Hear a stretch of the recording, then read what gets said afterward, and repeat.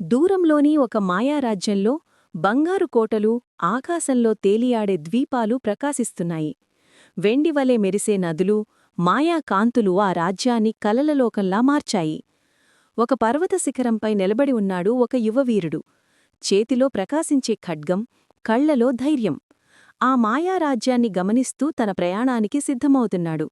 ఎగిలే గుర్రంపై ఎక్కి ఆ వీరుడు ఆకాశంలో విహరించడం మొదలుపెట్టాడు. మాయాపక్షులు అతని వెంట ఎగురుతూ రంగురంగుల మేఘాలు మార్గం చూపుతున్నాయి. ఒక్కసారిగా ఆకాశం చీకటితో నిండింది. ఎర్రటి కళ్లతో అగ్నిని ఊదే ఒక మహాడ్రాగన్ ప్రత్యక్షమైంది. వీరుడు తన ఖడ్గాన్ని బిడిగా పట్టుకుని యుద్ధానికి సిద్ధమయ్యాడు.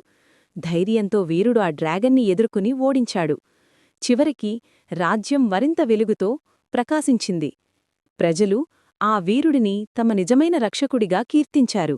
ఈ మాయా కథను చూసినందుకు ధన్యవాదాలు.